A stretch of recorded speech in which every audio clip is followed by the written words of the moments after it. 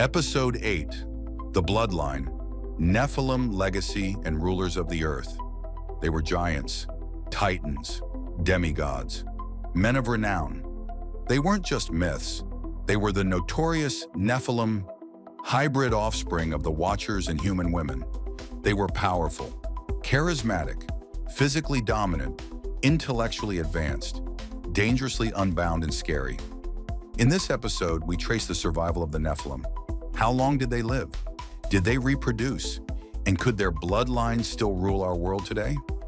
Let's start with the first question. How old could the Nephilim get? Well, the Book of Enoch suggests the Nephilim had extended lifespans, far exceeding normal humans. The Sumerian King List reinforces this. It records pre-flood rulers with reigns of 28,800 years. Alulim of Eridu, 36,000 years. Elalangar of Bad Tabira, 43,200 years. Enmenluana of Sippar. These weren't metaphorical numbers. They were calculated records, all written in base 60, the Sumerian math system. Post-flood lifespans were substantially shortened, but some still lived hundreds of years. Methuselah, 969 years, Genesis 5:27. Noah, 950 years, Genesis 9:29. Gilgamesh, described as two-thirds divine. The Nephilim were not only long-lived, but they may have been genetically engineered to self-repair by controlling their stem cells and telomeres, reducing aging, increasing vitality, and enhancing fertility.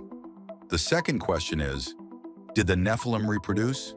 Yes, and that's what terrified the gods. According to the Book of Giants, in a text found among the Dead Sea Scrolls, the Nephilim had children of their own, a second generation of even more distorted, dangerous hybrids. One giant, Mawe, flies through the heavens seeking answers about their impending destruction, suggesting they had access to advanced technology or dimensional portal knowledge. These hybrid lines multiplied, corrupted the earth, and merged into early civilizations. We find their traces in ancient Egypt, Sumer, India, Mesoamerica.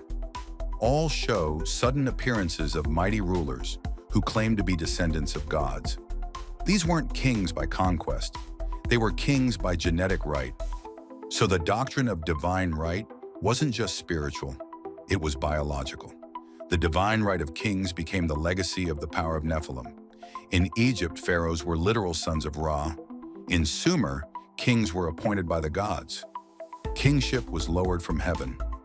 The Old Testament is full of giants among enemies of Israel. Anakim, Rephaim, Zamzumim. Deuteronomy 3:11 mentions, "Only Og king of Bashan remained of the remnant of giants. Behold, his bedstead was 13 feet long." King Og may have been one of the last visible Nephilim rulers, but he was likely not the last living one. Bloodlines were preserved, smart, secretly and strategically. The third question, do we have cross-cultural proof, like scrolls, tablets, and mythologies? Yes, we do.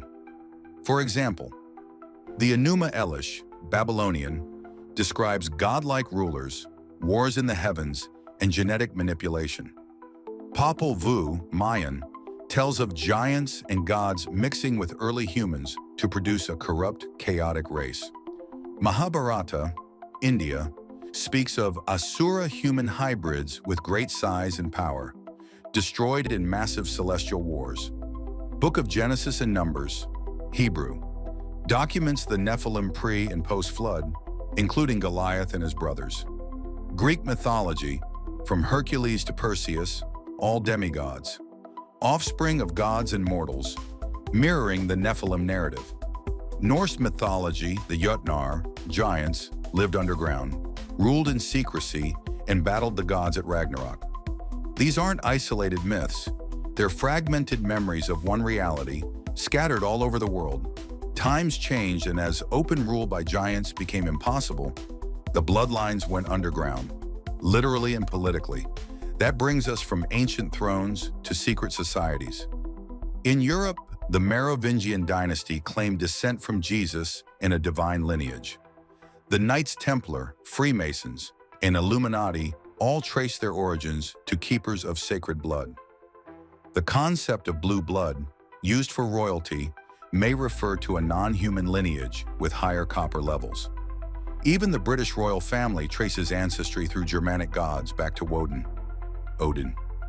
Could today's elite be the descendants of these ancient hybrids?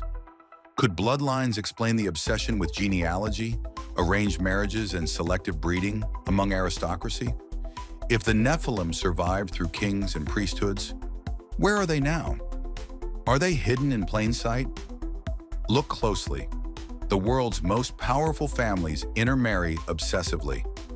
Leadership roles often stay within bloodlines, even across democracies.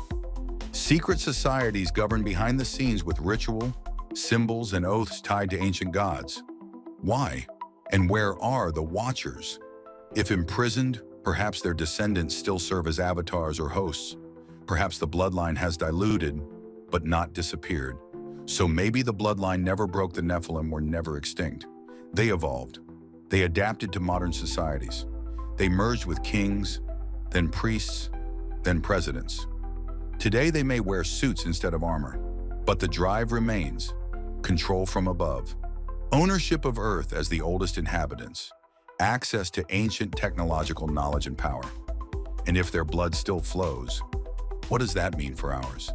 This was episode 8, The Nephilim Legacy, Hiding in Thrones and Behind the Curtains of Global Power. In episode 9, we explore the hidden societies, religious dogmas, and elite institutions built to preserve or contain these ancient bloodlines, and how they prepare for the return of the gods.